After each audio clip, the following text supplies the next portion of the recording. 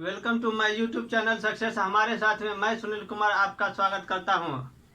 आज प्राचीन भारत का इतिहास चालू करने जा रहे हैं, शुरू करने जा रहे हैं। आज इंट्रोड्यूसिंग क्लास चलेगा। इतिहास क्या है, उसके पुरातात्विक चीज क्या क्या पुरातात्विक स्रोत है, स्रोत के बारे में जानेंगे कि और आज से चालू हो जाएगा प्राचीन भारत का इतिहास। और क्या कहते हैं, टॉपिक वाई लेके चलेंगे हम, जिससे समस्या ना हो, प्रॉब्लम ना हो। आप लोगों को टॉपिक बाय पॉइंट समझाते चलेंगे, बताते चलेंगे, एक भी पॉइंट ना छोड़ेंगे, एक भी क्वेश्चन नहीं छूटेगा आप लोगों को। तो चलिए देखते हैं प्राचीन भारत का इतिहास क्या है और इसके स्रोत क्या है। बीती हुई घटनाओं के क्रमिक अध्ययन को इतिहास कहा जाता है। अब जानवे करते इतिहास जो बीत गया है अतीत में बहुत पहले, वो एक नहीं कहता है, वो एक ऐतिहासिक काल था जो बहुत बड़ा जलसा लगा था, बहुत बड़ा भीड़ था, बहुत मतलब एक तरह से क्या हो, जैसे भारत पाकिस्तान का युद्ध हुआ था तो एक इतिहास से हुआ ना, इतिहास गवाह है ना, एक ऐतिहासिक क्षण हुआ ना, बहुत बड़े चीज पर हुआ था, जैसे कारगिल का युद्ध हुआ था। इस तरह से जो पुराना चीज है, बीती हुई बात के क्रमिक अध्ययन मतलब क्रोजिकल ऑर्डर में क्रमशः अध्ययन किया जाता है, उसी को इतिहास कहा जाता है। जो धरोहर हो, जो पॉपुलर हो, विश्वविख्यात हो, उसी को इतिहास कहा जाता है। हेरोडोटस ने पहली बार इतिहास शब्द का प्रयोग किया है। इतिहास शब्द का प्रयोग किसने किया था? तो हेरोडोटस ने पहली बार इतिहास शब्द का प्रयोग किया। रेनियर के अनुसार इतिहास शब्द समाज में मानवीय अनुभव की कहानी है। अब सब जो पुरातात्विक जो रिसर्चर से वो लोग इसको अलग अलग नाम दिए कि रेनियर ने कहा कि इतिहास समाज में मानवीय अनुभव की एक कहानी है। अब रेनियर महोदय कहते हैं कि इतिहास जो है ना, वो समाज में एक है ना मानव के अनुभव, जो मान लीजिए मेरे पापा जी है, मेरे दादाजी से सीखे अनुभव, उनसे अनुभव ले, स्ट्रगल के जो क्या स्ट्रगल लाइफ में किए हैं, जिंदगी में किए हैं, समाज में का जो विचार आचार है, कैसे रहना है, समझना है, इस तरह की चीज़ को पेशेंस रखना है। ये चीज़ हर चीज़ को है ना, मेरे दादाजी हम है ना, हम अपने पापा जी से मतलब इस तरह का है ना, समाज में है, एक दूसरे से सीखता है।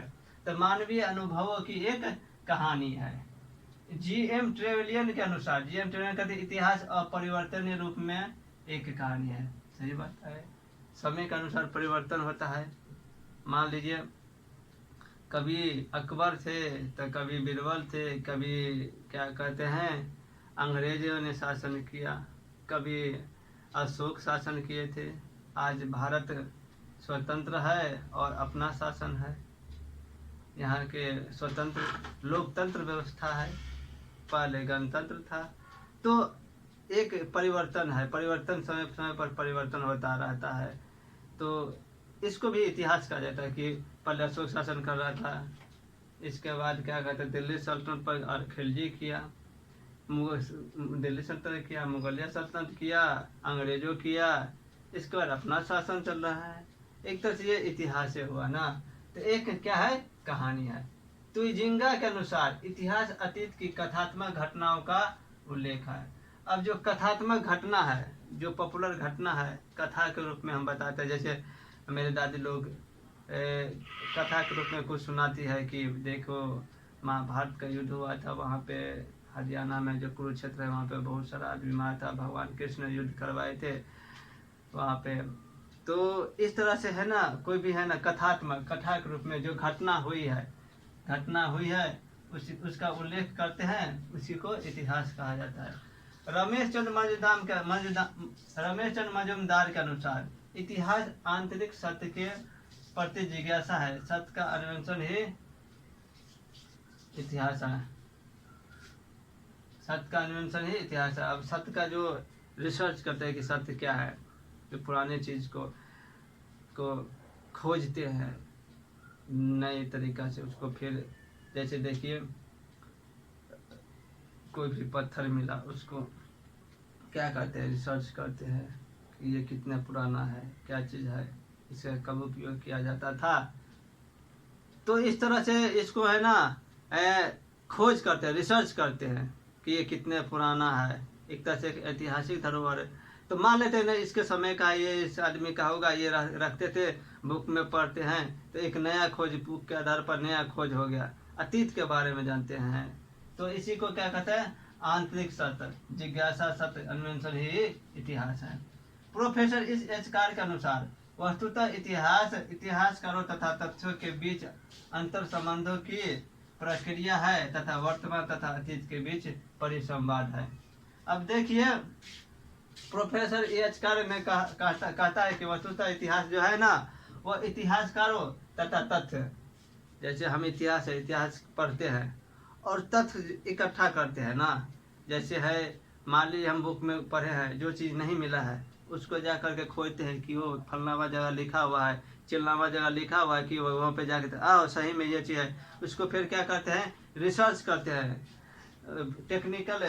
टेक्निकल रूप में उसमें देखते हैं कि नहीं सही में कितने दिन का है, ये क्या चीज़ है, यांत्रिक यंत्रों के माध्यम से तो पता चलता है कि ना ये इसके समय के इतने काल का, इस समय में अशोक था, ये अशोक के समय का काल है। तो ये क्या है, तथ्यों के बीच अंतर संबंध, दोनों के संबंध तथा वर्तमान तथा अतीत के बीच के परिसंवाद करता है, उसे ही इतिहास कहा जाता है। अब देखिए इतिहास किसे कहते हैं वो जान लिए। अब देखिए ऐतिहासिक घटनाओं का क्रमों का विभाजन, इसको भी इतिहास को वो विभाजित किया गया है कि किस कौन है जो पुरातात्विक का, मतलब पुरातात्विक चीज से पता चलता है, किससे साहित्यिक अभिलेखीय, सबका अलग अलग भाग है। देखिए जैसे प्राक ऐतिहासिक काल है, या जिसे प्राग ऐतिहासिक काल कहिए, इसको इससे केवल पुरातात्विक तथ्य मिले हैं। इससे क्या है, सिर्फ पुरातात्विक, जैसे वेदनी खुरचानी जितना भी है ना, शिकार करते थे, ये सब है ना, इससे मिले हैं। जो मानव जीवन जो जीते थे ना, खाना बदोश घूम घूम करके मांस खाते थे, उस समय है ना, वो सिर्फ पाषाण काल, ये पाषाण काल है। क्वेश्चन पूछेगा कि पाषाण काल का स्रोत क्या है, तो सिर्फ होगा पुरातात्विक स्रोत। और आद ऐतिहासिक काल, तो आद ऐतिहासिक काल पुरातात्विक स्रोत भी और साहित्यिक या लिखित दोनों, क्योंकि सिंधु घाटी सभ्यता और वैदिक सभ्यता, इसमें पुरातात्विक चीज भी मिला है, और जेम्स प्रिंसेप है ना, वो पढ़ा भी है, इसका मतलब लिखित भी है।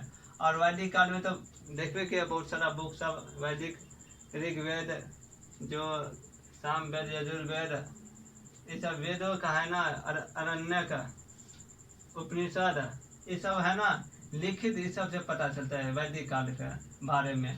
तो पुरातात्विक साहित्यिक और लिखित दोनों है। कौन, आद ऐतिहासिक काल। तो बोलेगा कि आद ऐतिहासिक काल का मुख्य स्रोत क्या है, तो पुरातात्विक साहित्यिक दोनों। और ऐतिहासिक काल का मुख्य स्रोत क्या है, लिखित साहित्यिक। ये तीन क्वेश्चन बनता है, लिखित साहित्यिक दोनों है, जैसे मौर्य काल में देखिए। अब देखिए ये तो हो गया कि ऐतिहासिक काल हो गया, लिखित और साहित्यिक स्रोत। जो नहीं तो बीती हुई काल का जो अन्वेषण करता है, पढ़ा जाता है क्रोनोलॉजिकल ऑर्डर में, क्रमशः में जो पढ़ा जाता है, ज्ञान किया जाता है, रिसर्च करके बताया जाता है कि नहीं ये उस समय का है, जिसमें पॉपुलर चीज़ है, वो ऐतिहासिक काल होता है, इतिहास कहा जाता है।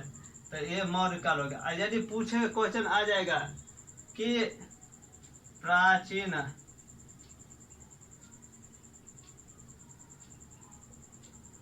इतिहास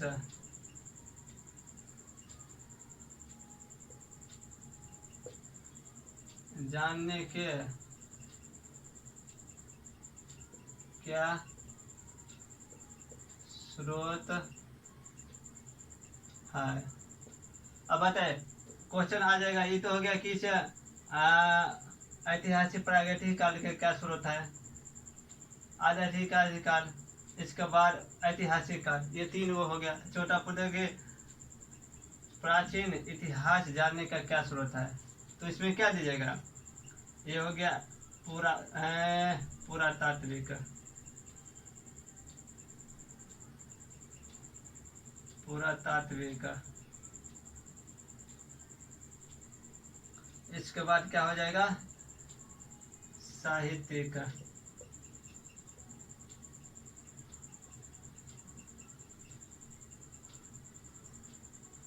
इसके बाद सिक्के, सिक्के से भी पता चलता है, उस पर जो लिखा हुआ रहता है, छपा हुआ रहता था।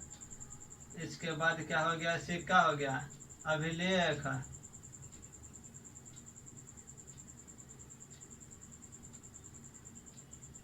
चित्रकला से भी पता चलता है, क्योंकि किस काल का है उस पे, जैसे मंदिरों पे, मस्जिदों पे, जिस पे है ना, वो चित्रकला कर देते थे, चित्र पार देते थे, और वो किस काल के है वो लिख देते कि किस काल का ये चित्र है, लिख देते थे।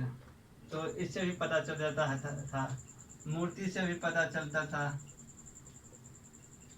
मंदिर से भी। ये सब है ना, ऑप्शन आएगा ना, इतना चीज, ये सब पुरातात्विक स्रोत क्या है। तो पुरातात्विक स्रोत हो गया, साहित्यिक हो गया, प्राचीन इतिहास जानने का स्रोत है, सिक्के होगा, अभिलेख, जैसे अशोक के अभिलेख से पता चलता है, कुमारगुप्त, गुप्ता काल, मौर्य काल में जैसे अभिलेख पता चलता है, सिक्का, साहित्य लिखा हुआ है, चित्रकला, मूर्ति, मंदिर जो गुंबद नुमा है, क्या है नहीं है, इस सब के बारे में है ना। सांस्कृतिक चीज भी इसके बारे में, जैसे सांस्कृतिक जो भी चीज है, इस सब से जानकारी मिलती है। तो ये ऑप्शन रहेगा, तो आप लोग क्या कीजिएगा, आराम से खोज लीजिएगा, ये चारों रहेगा या इनमें से सभी रहता, सभी मार दीजिएगा, एक रहेगा तो कोई भी मारिएगा कि क्या मुख्य स्रोत है, ये मुख्य स्रोत है। तो चलिए, आप लोग को ये वीडियो कैसा लगा तो लाइक कमेंट शेयर कीजिए। अब अगले वीडियो में पाषाण काल चालू करेंगे, पाषाण काल चालू करेंगे, पाषाण काल, वैदिक काल, सिंधु घाटी सभ्यता, वैदिक काल, महाजनपद, मौर्य काल, गुप्ता काल, आगमन जो होता है ईरानियों इराकियों का, इस सब के बारे में, यूनानियों का, इस सब के बारे में अलग अलग टॉपिक अलग अलग वीडियो में देखेंगे। तो आप लोगों को ये वीडियो कैसा लगा तो लाइक कमेंट शेयर कीजिए, सब्सक्राइब कीजिए, दोस्तों को भी बोलिए, इनवाइट कीजिए, और उनको भी फ़ायदा हो जाए, आपको भी फ़ायदा हो। आने वाले एग्ज़ाम के विशेष तौर पे जो आने वाले एग्ज़ाम है, जो हिस्ट्री से रिलेटेड क्वेश्चन पूछा जाता है बड़े तौर पे, उसमें फ़ायदा होगा। तब तक के लिए आप लोगों को जय हिंद, जय भारत।